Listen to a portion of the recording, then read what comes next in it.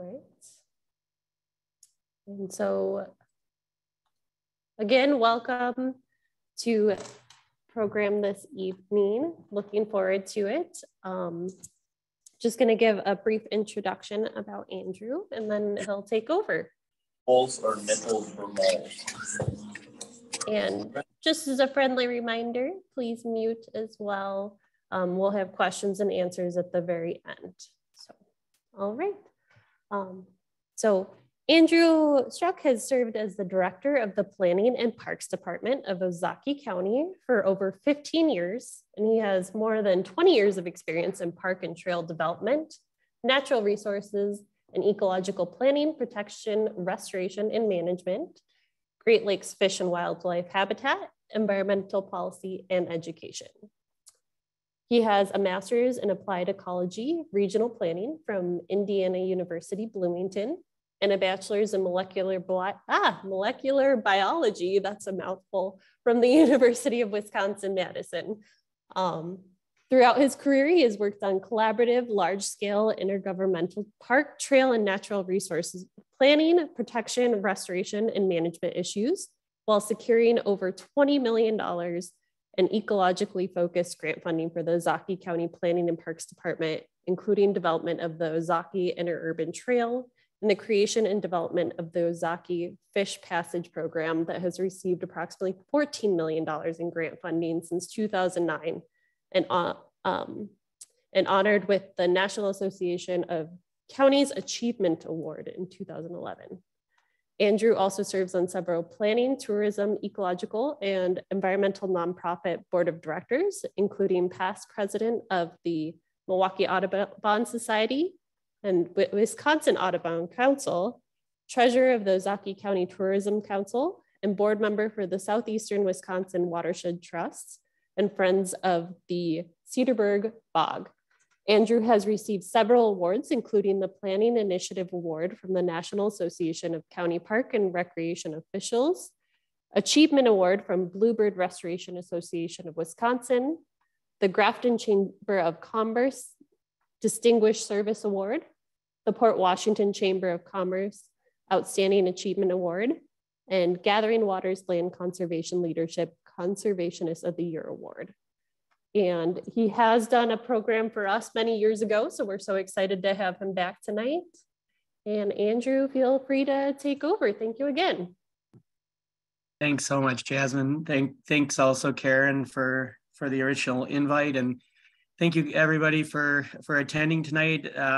Appreciate the opportunity to present, and thank you for rescheduling. I've had a few bouts of illness with bronchitis, and then more recently COVID. So I'm very glad to be up and about now, and thanks for attending tonight. Yeah, I'm going to share my screen. It may take me just a little bit to get the PowerPoint set up, and so just bear with me just a second here as I share the screen. And hopefully everybody can see that. Can you maybe nod, Jasmine, if you can see the screen? It's still loading for me. Okay. I'll just hang out for just a minute here. All right, it just came up. Great. All right. Well, again, thank you to the Sierra Club, and thanks for letting me present to you tonight. We have I think a really interesting presentation to talk about. It's been really over a decade of work for me and many other people, and probably many of you have heard about it in the news, particularly over the last 2 years. But truly, it's been a work in progress, and kind of a passion for me for some time. And so I'm really glad to present to you about Clay Bluffs Cedar Gorge Nature Preserve, our most recent addition to the Ozaukee County Park System. This is the outline that I intend to follow here tonight, and I'm just going to try and minimize here. 1 second so I can, whoops. Bear with me just a minute as I minimize people's screens. So go over a little bit of the project history. There's actually a lot more to the history than just the last few years, a culmination of really almost over a decade worth of work and planning. We'll talk about the site conditions and some really unique statewide unique ecosystems that are on the property. Talk a little bit about regional connections and its uniqueness in location and of course on Lake Michigan. Talk a little bit about the grant funding of project areas and how really it was a large coalition of partners that came together to make this possible, and many, many donors as well. So a lot of diverse support. I'm going to talk a little bit, I'm not going to dwell on it, but talk a little bit about the challenges that we faced. There were many, not just within the last 2 years, but talk a little bit about the politics of preservation. I did want to touch on a little bit my recent ride for Lake Michigan. Really as a way, I was inspired really as a way to get us to the finish line in this last push. I'll talk a little bit about the master planning and where we are currently with protection, but also restoration and public access, and then kind of a timeline moving forward. And finally, what probably most of you are interested in is well, when can I see the property? And so talk a little bit about that. So a little bit more on the project history. With all good projects, I think it's really important, and I'm really appreciative tonight to present to you all. I think it's really important that, we're hearing from the public and we're trying to respond to their concerns, but also their desires. And as part of doing that, the county every once in a while, in this case, every decade, conducts really a comprehensive survey, not just of park and open space, but really kind of all 9 elements of our comprehensive plan.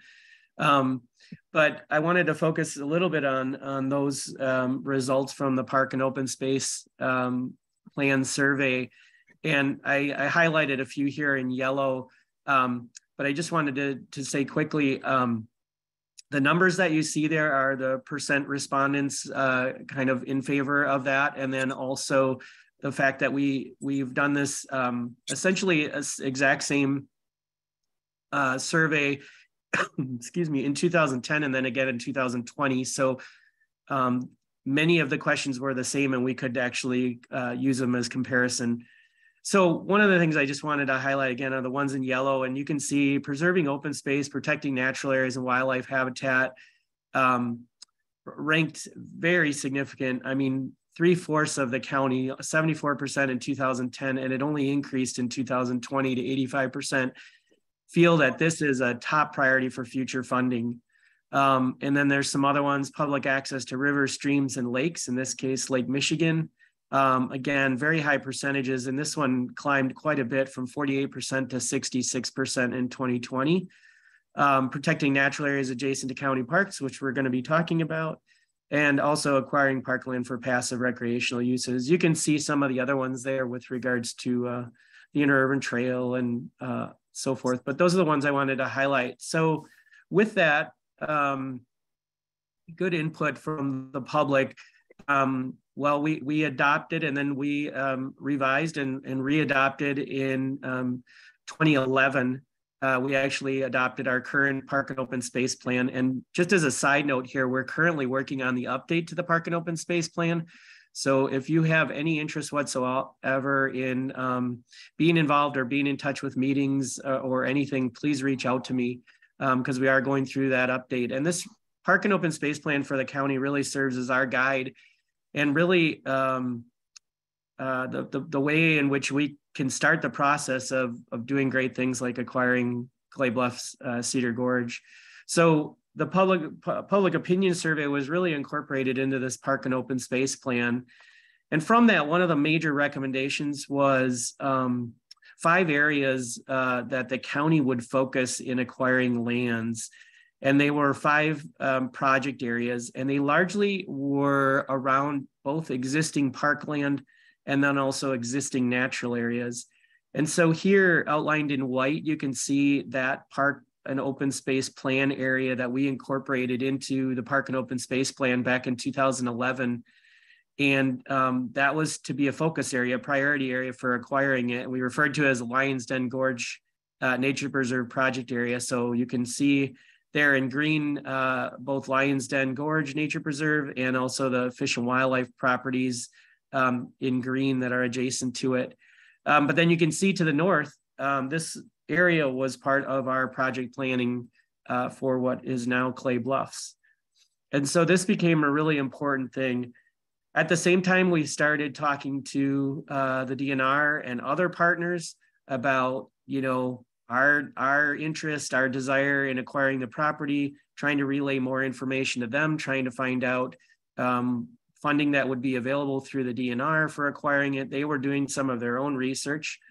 Just as a note here, this is a map that the DNR made actually back in 2013. So after we had started our planning process in 2011 and identified this as a project area. But if you look at yellow and black highlighted areas, those were the existing parcels that were held by Waukesha State Bank, in this case, the owner. And I'm going to come back to that, but you can see that there are some parcels on the west side of County Highway C, as well as on the east side. So we started working with the DNR. We started, really also looking at this area in relationship to other priorities that the county was working on with both acquisition and restoration. So of course, our county park to the south, Lions Den Gorge, and the desire always from since we acquired that in the early 2000s to look at a possible expansion, but also some other big projects that we were working on: restoration of Uleo Creek, restoration of Mineral Springs at the north, Mineral Springs Creek at the north end of the map here, connection to the interurban trail. So we were really starting to look at how this was going to fit into the bigger picture for us. At that time, we started doing more detailed planning. As you can imagine, there's a lot of people that need to know more about the property in order to feel comfortable with, expending large dollars to acquire it, and why was this a priority over other properties within the county. And so one of the things we've been developing over time, actually almost just as long, over a decade, is some GIS, Geographic Information System planning tools to actually prioritize parcels within the county for both preservation in this case and also restoration. And it's a large GIS model that I won't go into all the detail, but suffice it to say that what the output is an equal comparison across the county of parcels and natural areas and parcels in the county that contain unique features and things that are worthy of preservation. There's about 17 criteria that we use, and it gets aggregated and ranked. And so in these maps, you can see the darker the green, the higher the priority. And you can see there, Clay Bluffs, we looked at for preservation. We did a very similar thing for restoration, which in many cases in the county, if you had a high preservation score or potential, many times you had a low restoration score or potential because it was in some other land use, such as agriculture, or it was, somewhat degraded. It had potential to be restored, but maybe was not in pristine condition. The unique thing about the Clay Bluffs property is that we had really a wonderful mix of existing intact natural areas and high quality vegetation and other things right on Lake Michigan, but we also had the potential for restoration. You can see here some of the photos of kind of flooded farm fields and so forth, really showing the potential for wetland restoration. So we started doing a lot of planning work in that.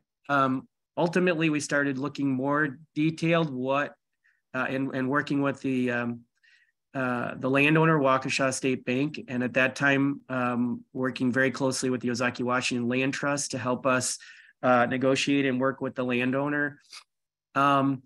But what we realized is, while there were a lot of benefits, this one was going to be a challenge because the bank was originally asking for $18 million for their what used to be a 235 acre ownership. They weren't interested in dividing it.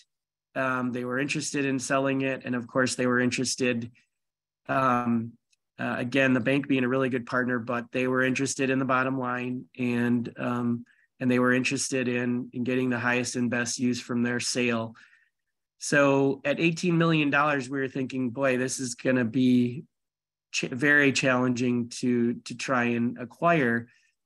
We talked with many partners, the Nature Conservancy, DNR, et cetera, of course, the Ozaukee Washington Land Trust. But at the end of the day, it was a little bit more than we felt was doable, although we did try and approach it to acquire the whole 235 acres. But there was also, frankly, some resistance to protecting the entire acreage and not allowing for any of it to be developed, et cetera. So there definitely were some detractors early on. So one of the things that we went to was there was also an interested developer that was interested in acquiring the property. At that point, this was, a couple of years had gone by since the bank originally listed it. The property was now more like $11 or $12 million for the full property.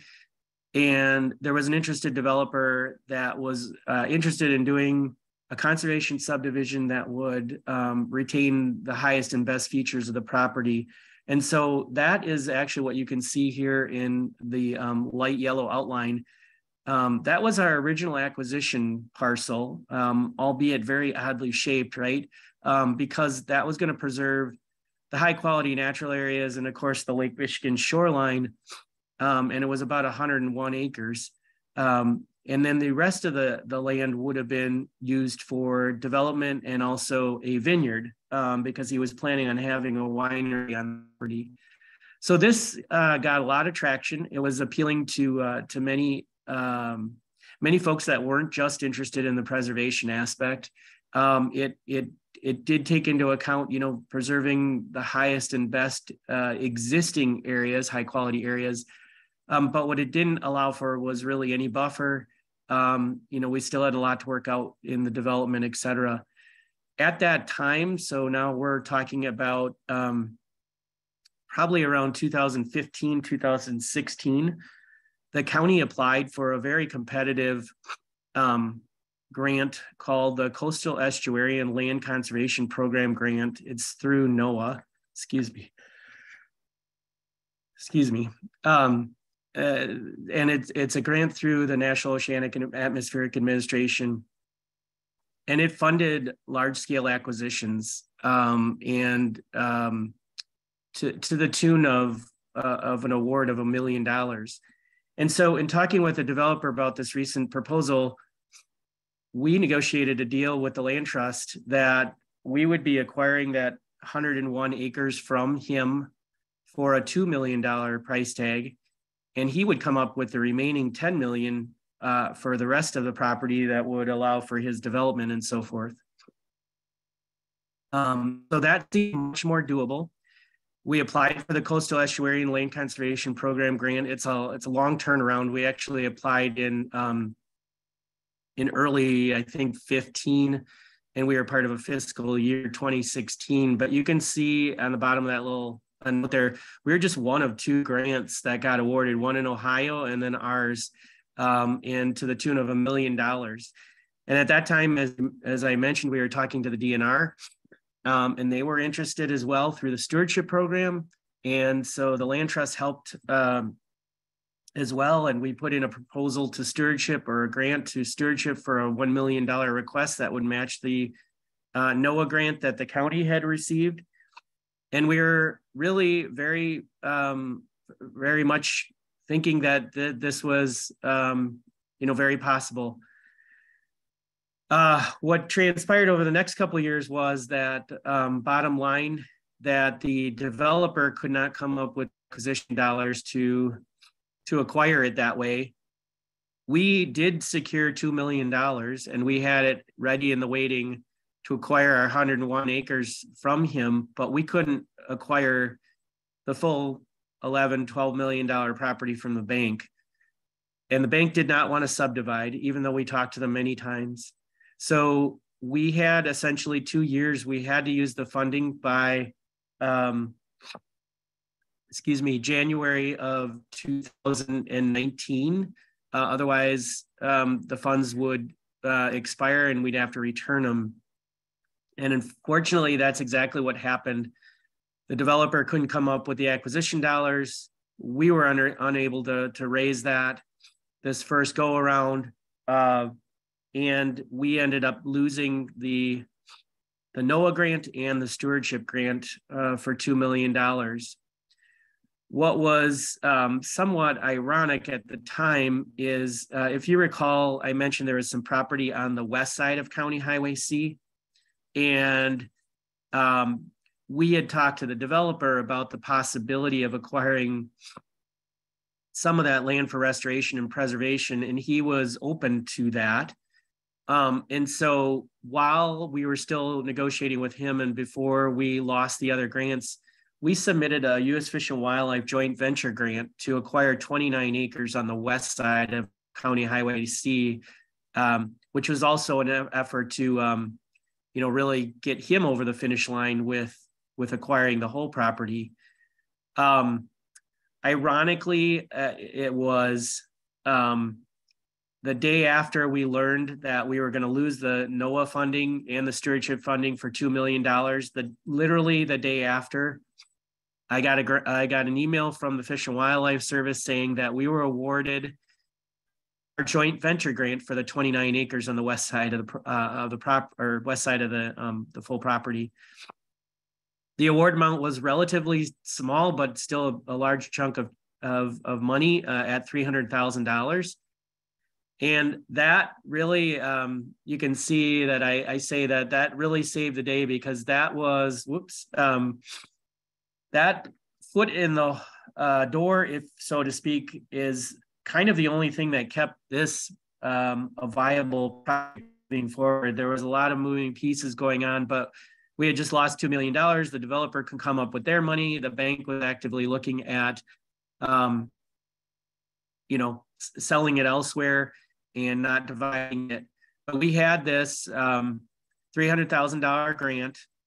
And with that, I talked with the Ozaukee Washington Land Trust, and it wasn't much to go on, but it was focused on that area in black, which so I should take a step back. The area on the west side of the property, actually the bank did end up splitting off and selling off separately. And so that was no longer available. So we did some quick action over a year or so and retooled our grant and applied it to the 40 acres, which you see outlined in black there, to retain the grant and to keep going. And we are still hopeful at that time that we were going to be acquiring the 101 acres somehow with the bank or otherwise. So we switched that over. Lo and behold, that was our toehold into what ended up being a long timeline for acquisition. But I won't go over the details of this, but you can see here that in 2016, we had accepted those $2 million in grants between the NOAA grant and the stewardship grant.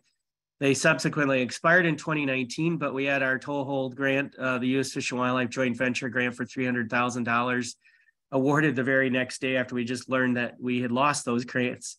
And so we used that as a strategy to start looking forward and really seriously talking about reconfiguration and talking with the bank about possibly a different offer and different configuration and a different priority. And with that, the most recent configuration. And so here you can kind of see the mix of the surrounding properties, et cetera. But then you can see the original Waukesha State Bank holding there in orange, in yellow, the 101 that we were originally looking to acquire, and our new proposed acquisition, which is 134 acres outlined in red.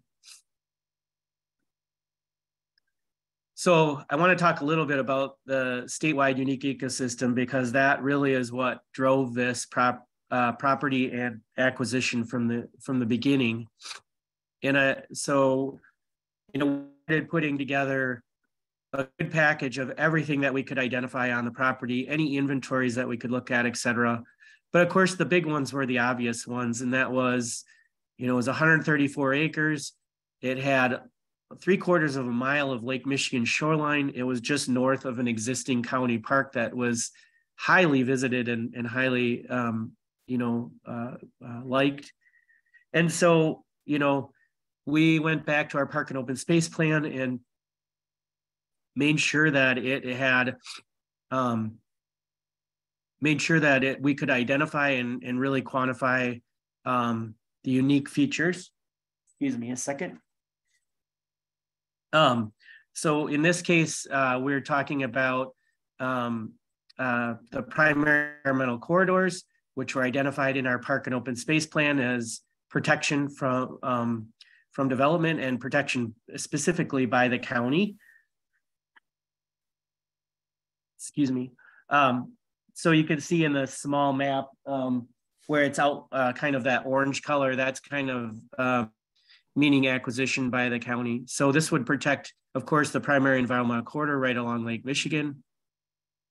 It would also protect, and again, in the park and open space plan, it identified 2 natural areas that the county would acquire for protection. You can see there 3162, those were the 2 natural areas. And that was Cedar Gorge natural area on the north end of the property, and then also the Port Washington Clay Banks natural area on the south end of the property. The Port Washington Clay Banks area was identified actually as habitat for the short-eared owl, which is a species of statewide special concern. We also did further work with our GIS tools. We had developed a GIS tool that specifically looked at high quality or prioritizing high quality fish and wildlife habitat. And so you can see that we started mapping that out and showing that our tool was ranking this very high for the quality of fish and wildlife habitat and the potential also for restoration. And here you can see some of what we looked at with both hydric soils on the left map and on the right. What you're seeing is existing wetlands in white, and then potentially restorable wetlands are the light blue color. And so we knew that there was a potential to restore wetlands on the property as well, and high quality wetlands in proximity to some existing high quality wetlands. We also looked at, again, in the park and open space plan, we had identified areas of scenic overlooks. And of course, all along our high clay bluffs is beautiful vistas of Lake Michigan. We actually identified on the property that there were some areas of high groundwater recharge to recharge our aquifer. And the county had adopted both in the comprehensive plan and our park and open space a priority for protecting high groundwater recharge potential. And there's just a close-up of it. A lot of the highest groundwater recharge potential is on the south end there in the yellow shading. We started, looking at the topography and some other things, really all in a way to start, making a case of why this was unique, because we knew we were going to have to start looking outside of local funding sources to be able to pull off an acquisition. So we started also looking at the regional connections and regional significance and even statewide significance. And one of the most important things, of course, is the namesake of the property now, Clay Bluffs. The Clay Seepage Bluffs is an ecological community of statewide significance. It harbors a lot of very unique vegetation. It's very unique to the Lake Michigan and a little bit of the Lake Superior shoreline. It has very unique vegetation associated with it, but it's actually listed in the Land Legacy Report as a statewide significant ecological community. And so we knew that there was something there and there was interest. We also knew from a regional and really even continental importance and maybe even international importance was that property's location along Lake Michigan as a migratory flyway, and specifically on the Great Lakes migratory flyway for birds and also insects and pollinators. And it was also at the juncture of two important bird areas that had been identified, the Ozaukee Bight Lake Michigan corridor, and also the Harrington Beach Kohler Andre Lake Michigan migration corridor. So it was a very significant site, of course, on Lake Michigan. Here's just a close-up of that. And again, we also started to identify, species of concern, and the short-eared owl again was prevalent and identified as habitat for the short-eared owl, a species of concern. We started looking at the recreation aspects of the property and really what this would mean in the county park system and as a whole for the region. This is kind of a classification of some of the existing parks in the area, but once you get over 100 acres, you start looking at parkland or park and open space land that has regional significance. And with its proximity to Lions Den Gorge and the Fish and Wildlife properties, we were looking at something on the regional context of greater than 250 acres, a major park.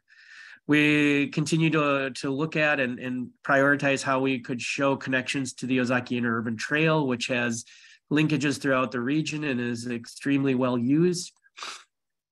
We started looking at a unique venture that was going on actually for almost as long, the Lake Michigan Water Trail. And there was a lot of effort on state and federal level for designating sites along the Lake Michigan Water Trail. And we knew, you can see here in the red circle, we knew we were in an area where there was, very little, ability to get off the water and stuff. So even in an emergency situation, much less, a facility where you could get out on public lands. So we knew that there was a priority there for the Lake Michigan Water Trail. As I mentioned earlier, in our park and open space plan, we actually identified as a project area. So you can see the 5 project areas outlined in orange on the map, but Lions Den Gorge project area was one of the highest priorities for acquisition. And of course, unbeknownst to us, but there was also, a really unique process going on to designate a national marine sanctuary right off the coast of what is now Clay Bluffs and up and down the Lake Michigan coast, and really bringing national attention to, our piece of Ozaukee County and the state, et cetera. And so ultimately there was a designation of Wisconsin Shipwreck Coast National Marine Sanctuary, and it resides right off the property. So it really started bringing national attention to what we were trying to do. And we really started to refine to kind of the whole complex of protected areas, green space, natural areas, high quality, other high quality areas within proximity to Clay Bluffs. So I'm going to talk a little bit about the diverse support and the grant funding that ultimately brought this project to fruition. There is the property. We ended up with negotiating a offer to purchase. The land trust helped us with an offer to purchase for 134 acres, and that's outlined there in white. That was now our focus, and we needed to start securing the money. We had negotiated a deal to acquire that property for $5 million, and we had $300,000 in the bank. So what's the problem? No, it was definitely a leap of faith. I remember talking to Tom Stolp at the Ozaukee Washington Land Trust about it. And, certainly both of us, were nervous, but we also knew that we had, a lot going for us.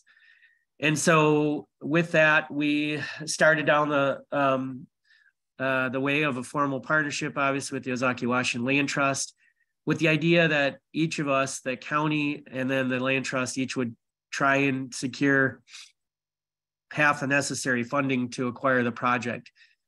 And so the county really focused its efforts on grants and specifically federal grants.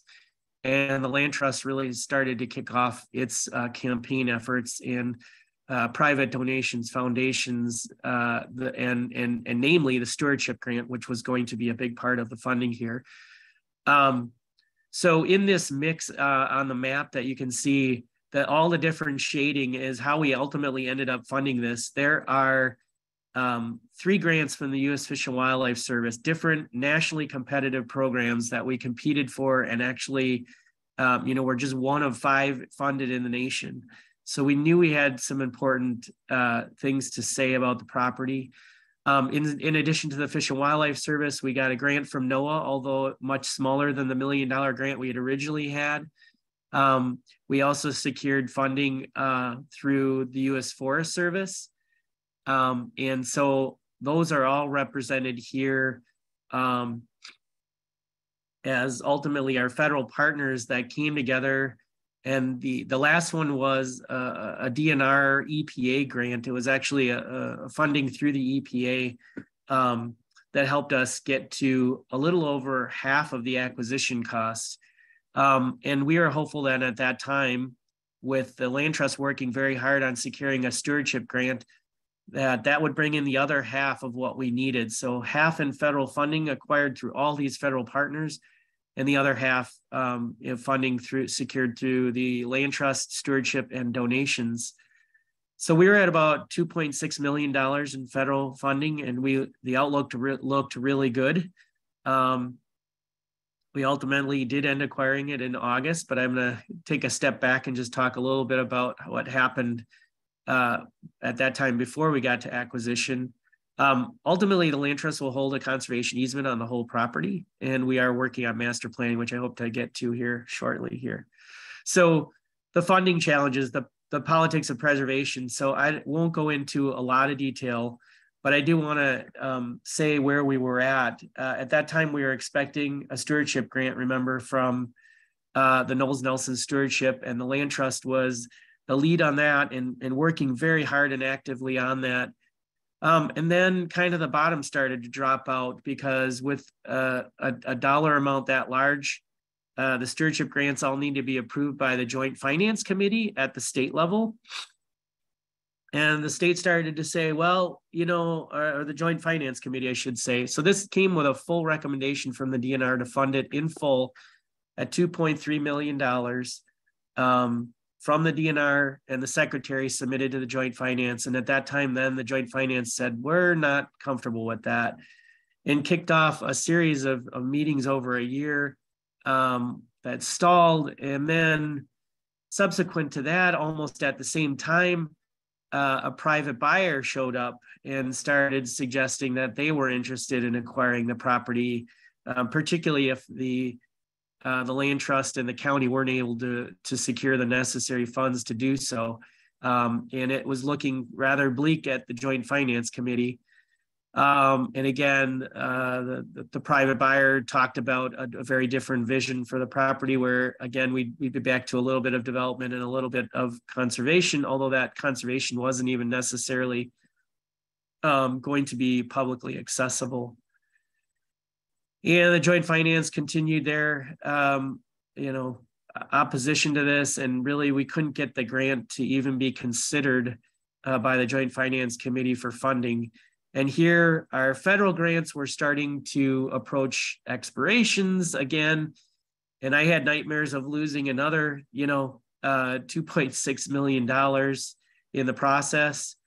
More bad news that the state grant was likely dead, et cetera.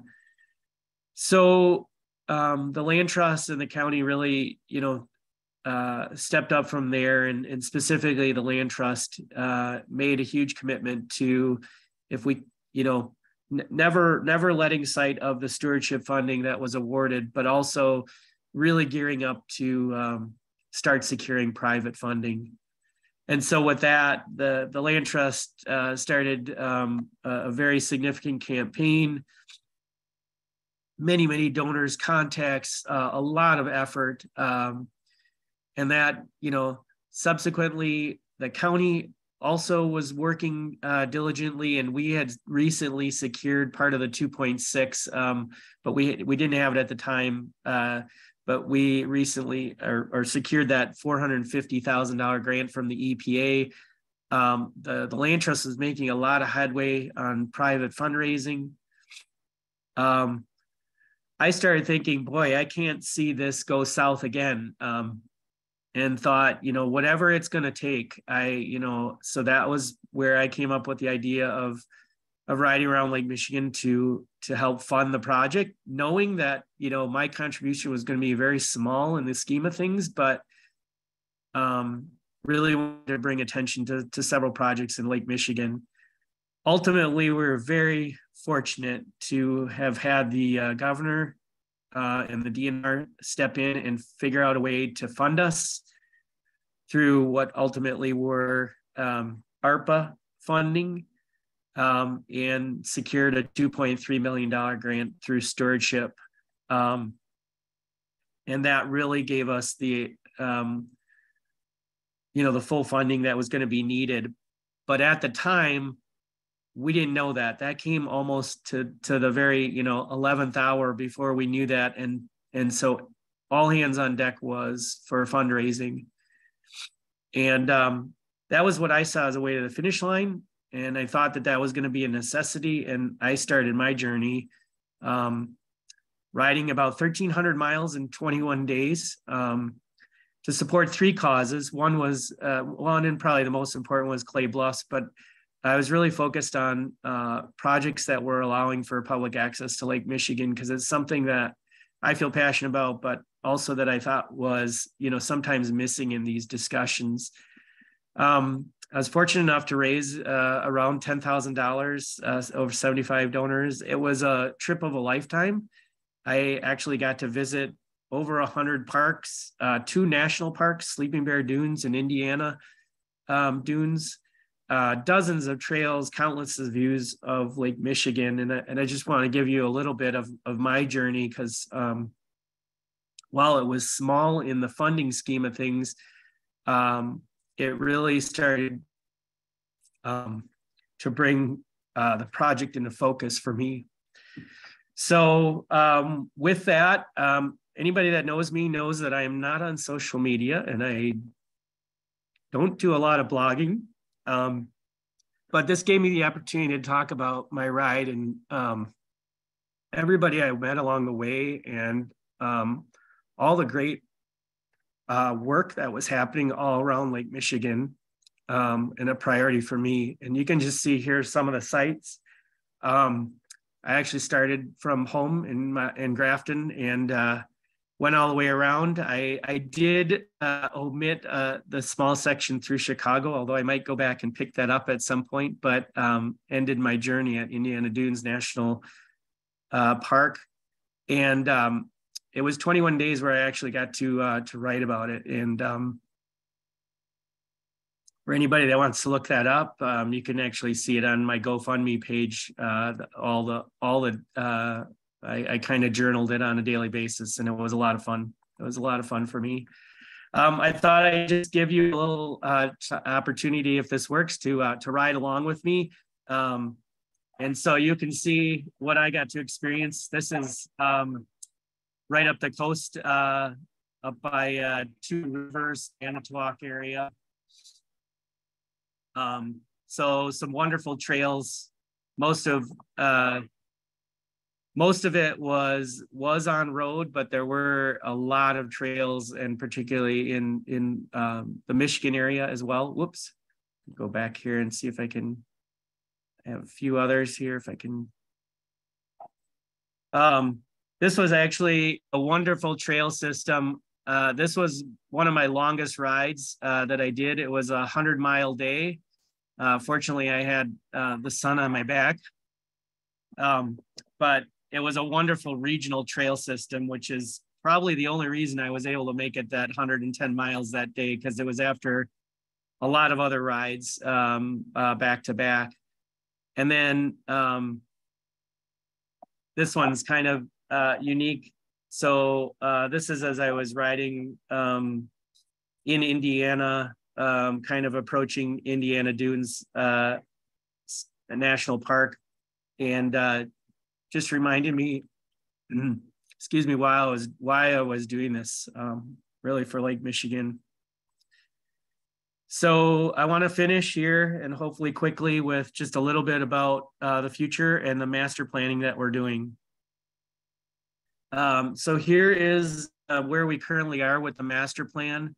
there's a lot on the map, but suffice it to say, we're going to be working on restoring those wetlands, as I mentioned, restoring native prairie, restoring native coastal forest on the property. We're going to be adding a network of trails throughout the property for public access and ultimately access down to Lake Michigan shoreline, as well as, being able to access but not harm the unique natural areas and features of the property. I'm going to talk a little bit more about our community forest plan because that's kind of a unique thing that came of this, but we are actually continuing to work, and we'll have many more meetings on the master planning and ultimate work that will be codified in the conservation easement with the land trust as well. But for those of you that are familiar with Lions Den Gorge, we envision something very similar, access to the shoreline network of trail systems and access to, some of the unique features without hopefully causing much impact at all. I wanted to talk about this really interesting 40 acres that switched hands a number of times. And if you remember, I told you that was an area that was to be dedicated to the U.S. Fish and Wildlife Service, and they were great working with us because ultimately we received a U.S. Forest Service grant for more money, but it also prioritized, the wooded areas on the property, and we had to have a certain acreage. And so we were able to swap out that Fish and Wildlife grant for a Forest Service grant to acquire that 42, or to fund that 42 acres. It was really a puzzle piece bringing all this federal funding together with all the restrictions on it. But one of the requirements of that is that we have a community forest plan, and we just did a public virtual presentation, and we'll be doing more, but we have to adopt a separate community forest plan for that area as part of the requirements of the U.S. Forest Service grant. And so we're actively working on that and hope to finish that up. I won't read all this. And it really, what you see here really holds true for the whole property, which is we're interested in protecting, enhancing, and restoring not only the forest land, but the clay seepage bluff, the wetlands, the natural communities, restoring the ecological health and the fish and wildlife habitat, and especially what makes it important, the migratory flyway, the bird habitat, prioritizing native vegetation restoration, prioritizing open year-round nature-based outdoor recreation, passive recreational uses, and providing really access to nature-based outdoor recreation in a really high-quality natural area, and of course, Lake Michigan and the views that you get from the clay bluffs. This is just like a little collage of the unique vegetation out there, and there is a lot. It's very unique to these high clay seepage bluffs and unique in the state to, Ozaukee County, and it supports some really unique vegetation.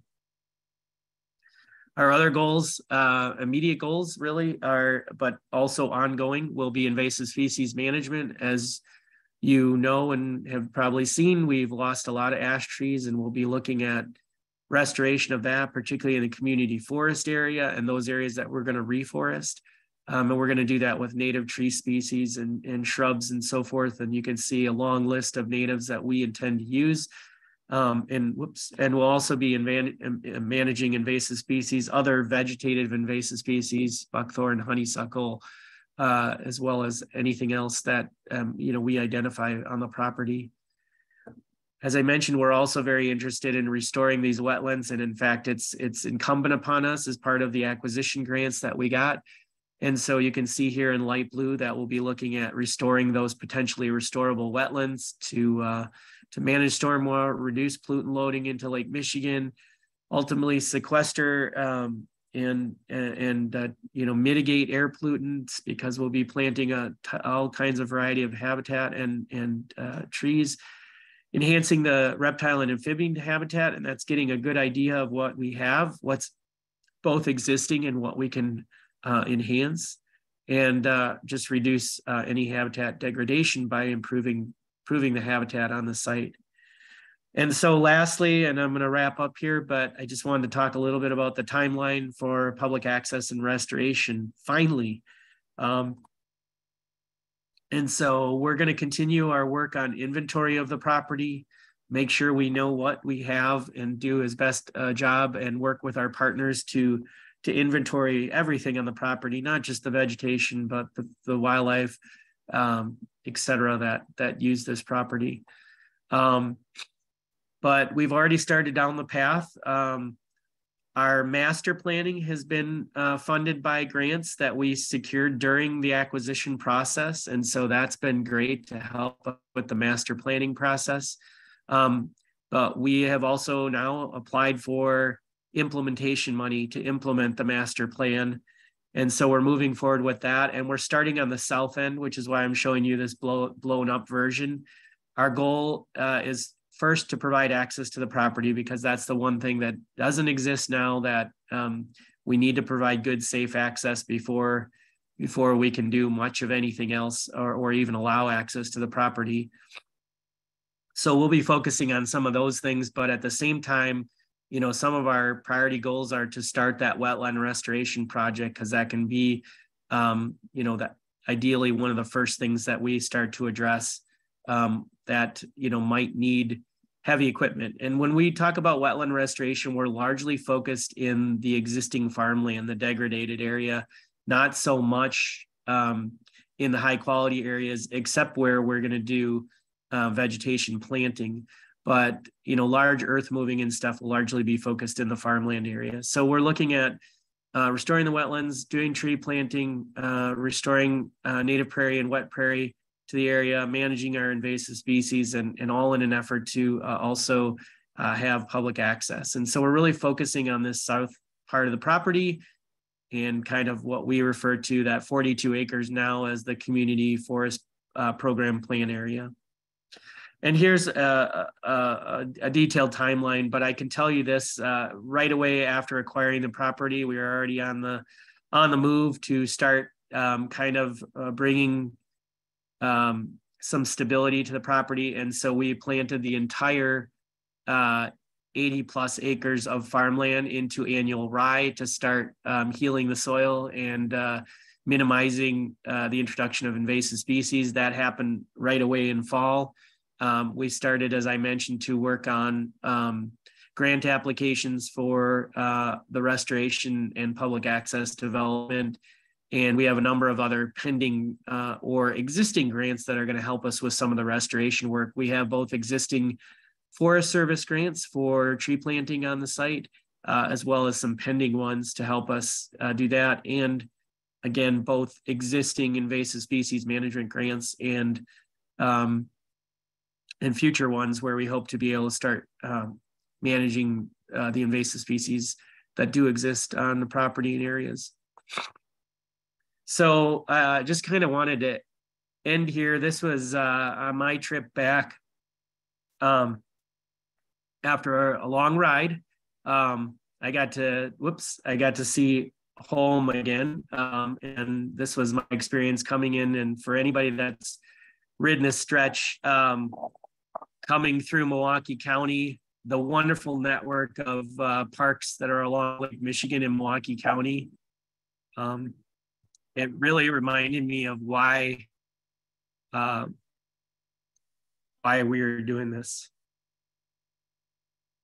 And with that, I will end and just say that I encourage you all to get out and see a sunrise or a sunset. This happened to be from the Michigan side. It was a gorgeous night and well worth it.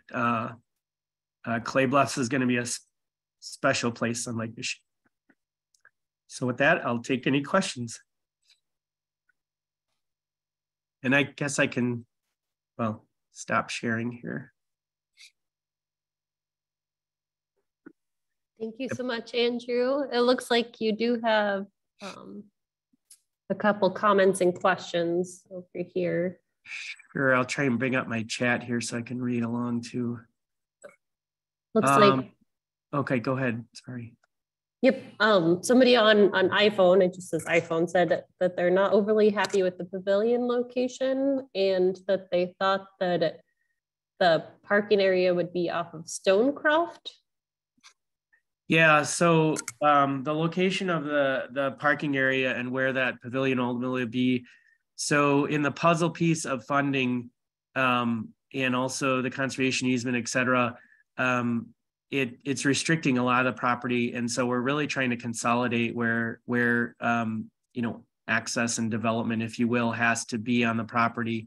And so that the location for that is because that is a high point and it doesn't detract or take away from a lot of the wetland restoration we want to do. So it's a little hill or knoll.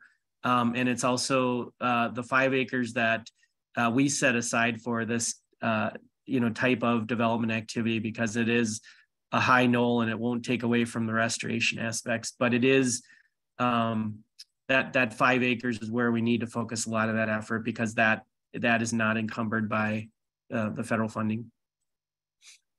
And we'll continue to work on, just what, form and shape. It's conceptual at this point, but it will be located in that area because of the federal funding restrictions and so forth for rest of the property, and also the areas that we want to prioritize for restoration.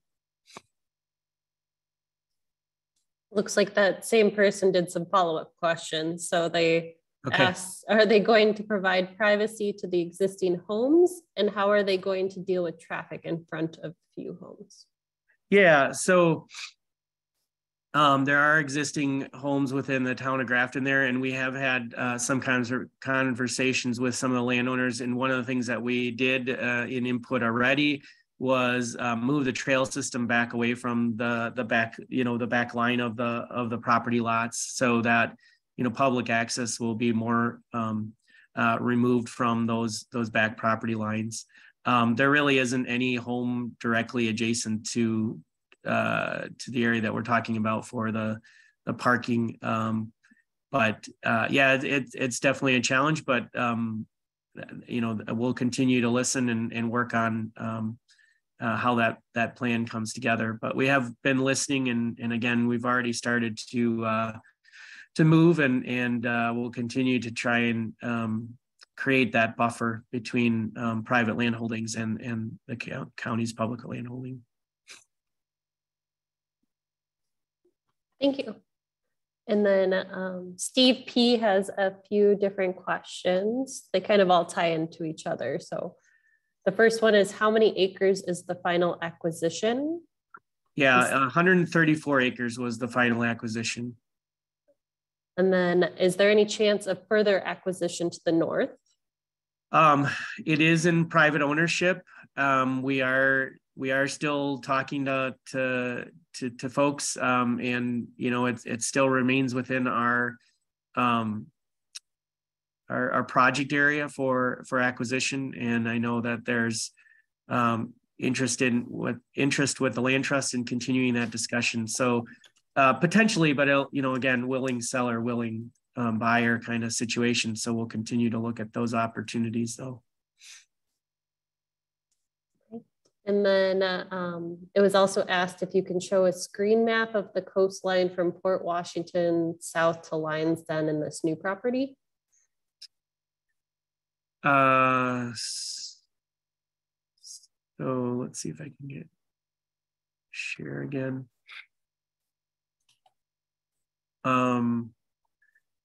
Oops.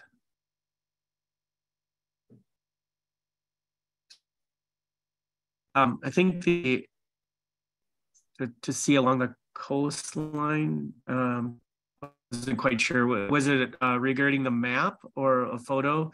So here's looking from the south. This photo is looking from the south. That is the wooded 40 acres along Lake Michigan. And from the master plan perspective, that's what it looks like. You wanted to see up to downtown Port Washington, it sounded like. I'm not sure. I think I have one of the regional maps that shows that a little bit. If I can back up, excuse me. So, yeah, they said a screen map of the coastline from Port Washington south to Lions Den, and then this new property. So maybe you can just Google Maps or something. Yeah, and here you can see, hopefully you can see my share screen, but this is that proximity of everything going all the way up to downtown Port Washington, Clay Bluffs there in the center, and Lions Den to the south. Okay, they clarified a map that shows the acquired property in Lion's Den in Port Washington. So I think this map shows that. Yep.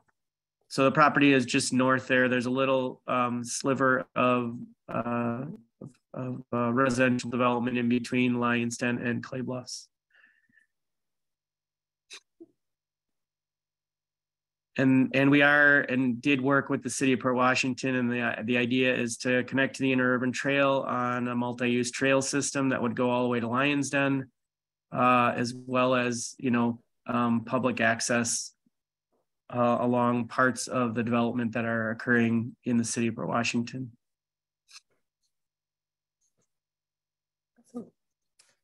The next question is if there will be opportunities for volunteer work on the property. Absolutely, yes. Many opportunities, and we look to start, getting a list of those individuals that would be interested in working, and also learning about the property. So yes. Awesome. The next question is whether they're going to allow hunting similar to Lion's Den. Yeah, very good question. So originally when we were going to get the stewardship grant, one of the requirements of the Knowles-Nelson Stewardship Program and accepting stewardship funding is that you must allow hunting and trapping in order to be eligible. Fortunate, I guess we didn't end up getting any stewardship money, state money, and therefore we don't have that requirement. And it was a little bit fortunate for us because this property is within the city of Port Washington limits, and they prohibit hunting. And so there was this little bit of a dichotomy or issue. So at this time, we don't envision having hunting like it is at Lion's Den. And again, Lion's Den fell under that stewardship requirement, which is why in part we do that. It's also in part because of helps us manage the deer herd so that the vegetation doesn't get decimated. But yeah, at this time, we don't envision hunting on the property. And the last one I see in the chat is from Virginia.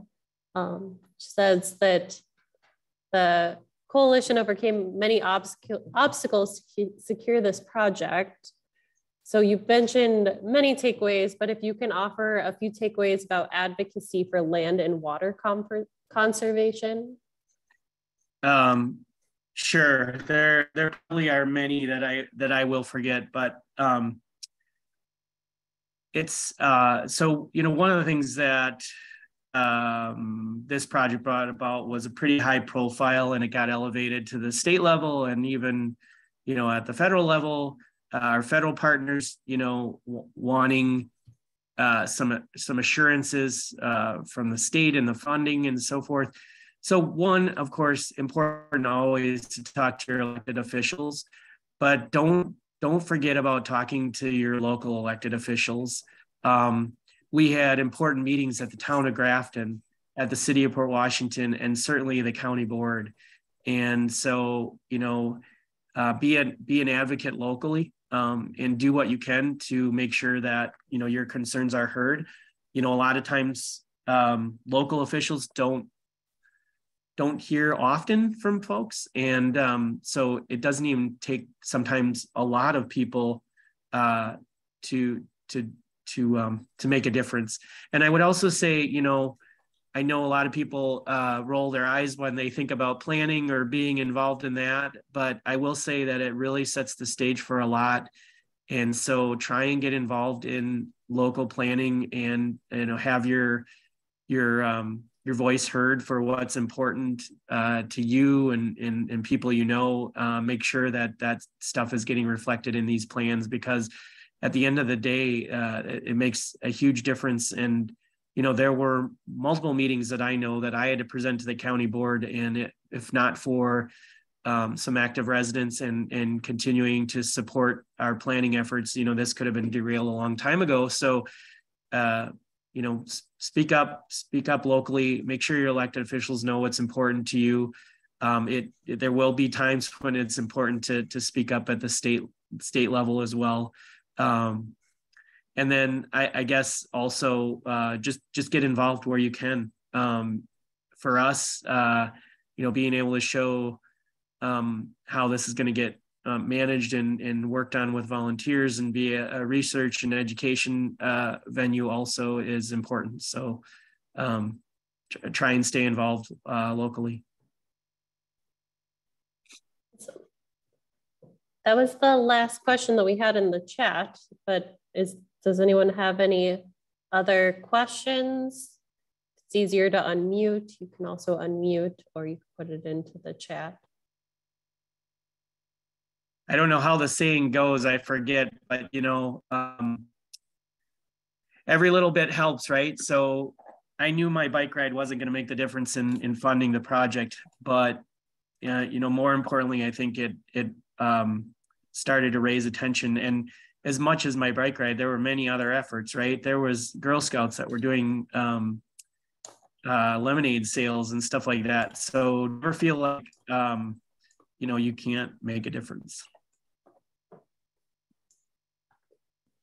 And as a thank you, the Great Waters Group did donate $35 to Andrew for presenting tonight to his ride for Lake Michigan as well. So thank you again. Yeah, no, thank you. And then I think I saw one more question come in. I know there's a couple thank yous. And then are they still looking at putting in the bike trail starting at the south end? Yeah, ultimately we're interested in having that extension all the way to downtown Port Washington and then all the way out to Lions Den Gorge. And that multi-use bike trail, if you will, is largely planned for along the frontage of the road. So that's kind of where that would happen. But yes, that's still our plan. Obviously, funding and other things need to happen, but that still is part of the plan. Andrew, in what year should we ask you to lead a Sierra Club hike on the property? Good question. I think it's probably going to be, for sure, we're hopeful with some funding that we can start creating access, but I think it's probably going to be 2 years until we have kind of some good, safe access to the property. I know it seems like a long time. For those of you that have been around for a while, Lions Den Gorge was developed over about a 10-year span. So, and we definitely want to get on the ground with restoration, but I would say hopefully in a year or two, we can make that happen. And I'd love to do that. We'd love it if you could. So we'll put that on the later file. Yeah. And keep asking. For people who want to get involved in volunteer work, what's the best way of finding out? Is it mostly through the land trust or? Getting involved? I mean, for sure, feel free to contact the land trust if you know that well, and that venue will continue our partnership, and of course the conservation easement. We also, if you want to contact our Ozaukee County Planning and Parks Department, though, we maintain a list of volunteers, and we'll be starting to coordinate on the management for the property. So feel free to reach out to us. Feel free to reach out to me with an email, and definitely myself or staff will be in touch as we move forward. So both.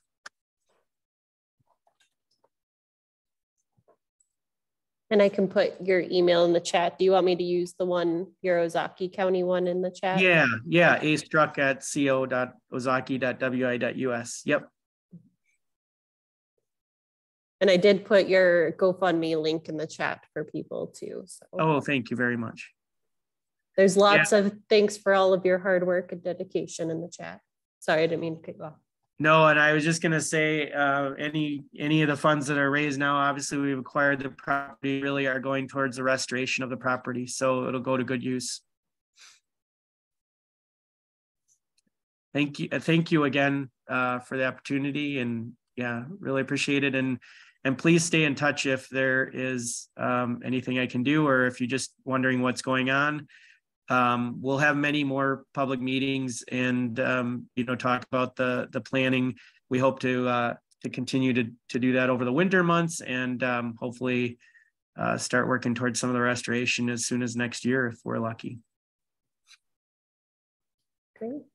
Thank you. Any last questions? Feel free to unmute or put it in the chats.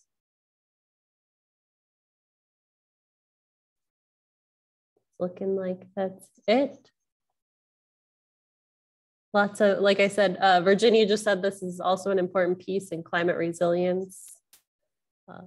Absolutely. Most definitely. And some of our Forest Service grants are geared just towards that. Somebody once told me one of the best things you can do locally for climate change and climate challenges are planting trees. So love to have volunteers help us. We plan to plant many, many thousands of trees out here. So please join us if you can.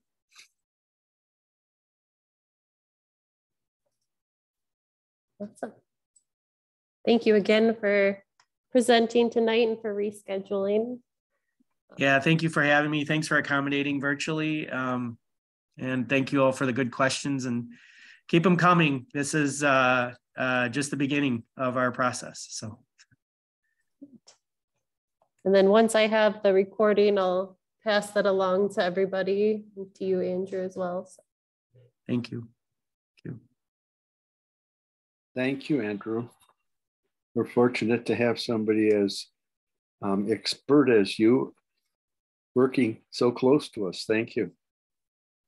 Absolutely.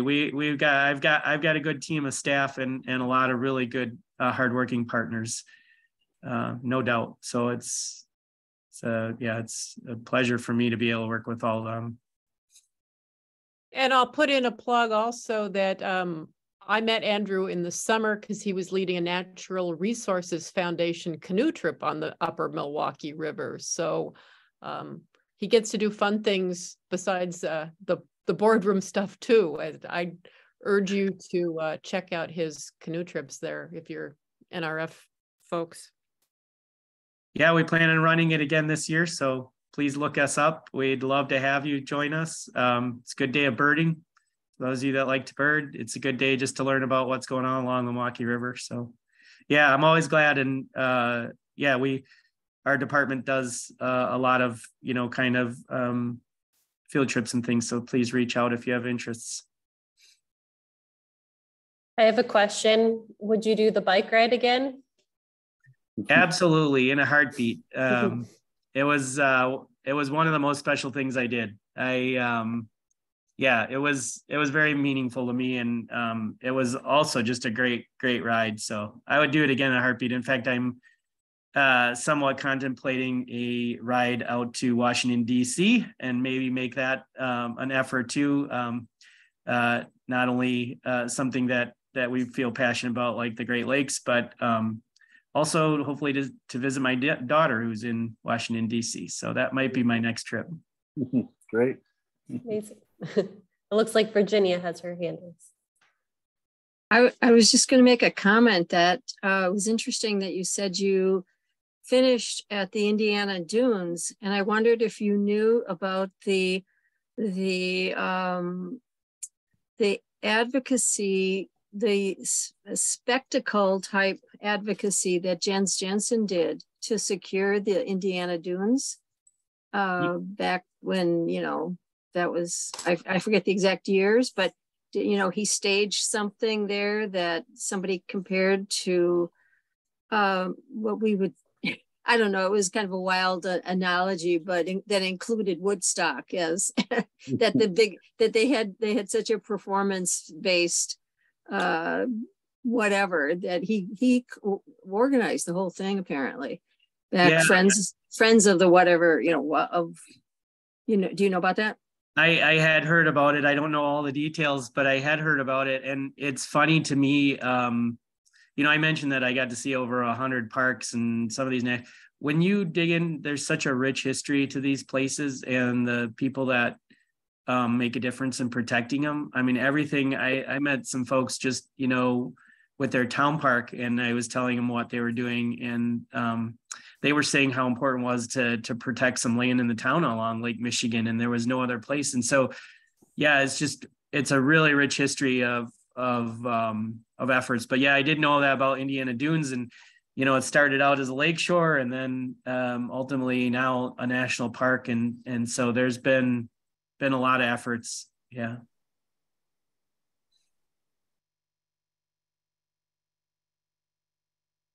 Another question came in, if you're okay with another one. Sure. Do you have any comments on the golf course and Kohler area on the lakeshore? No, but I'm glad to grab a beer with somebody and talk about, my feelings there. It obviously is an important natural area. And I think, I know that there's been a lot of work and struggle there too. It's hopefully a good balance can be found, but I know that's been an ongoing challenge.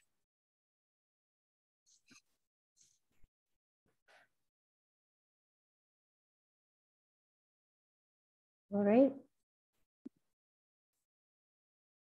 I think that's it. Does anyone have any other comments or questions or anything to add? There's a note saying, go ahead. No, I just read Virginia's post there. Yeah, I'll have to check that out. I think actually, I think it would be a great film to show sometime. I've watched it on the computer, but it's a really wonderful film about Jens Jensen. And he has such a legacy in Wisconsin that I think is underappreciated. There's even a bit of legacy, probably in Ozaukee County of Jensen, his very last project, the Donjus Bay Gorge. Mm-hmm. Yeah. Oh yeah, there is a history. You just reminded some of me about documentary, and now I'm gonna forget the name. I'll have to email it to Jasmine, but it was so I didn't go into all the detail, but we had tried when the stewardship grant, we knew we couldn't get. One of the things we tried to do was secure an additional $1 million from the county board, and that didn't pass. And that very night there was a documentary on PBS, and I want to say Wild Spaces. It was a phenomenal documentary of protecting some really valuable land out in Colorado, and they went through the whole story. And I'll find that, because for those of you that can watch that, it was a tremendous documentary, and it just struck home with me about how few people can do great things.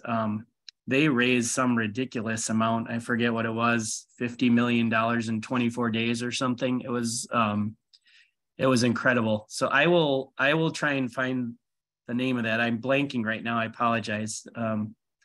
But it was a PBS documentary. Anyway, that would be another one, a good one for the group to watch, I think. Thank you. Forever Wild. Thank you. Oh, great. Yeah, definitely. If you get the opportunity to see it, I encourage you to do so. It's not long, and it's very well done.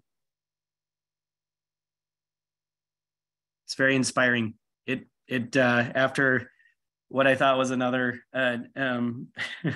no-go, it inspired me to keep going. So.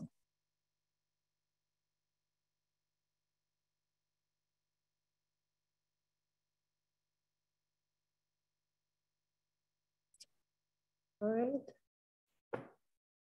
Well, thank you again for spending your Monday nights with us. Absolutely. Thank you all. Thank you, Jasmine. Thank you all. Have a wonderful holidays. Thank you. You all too. Have wonderful holidays.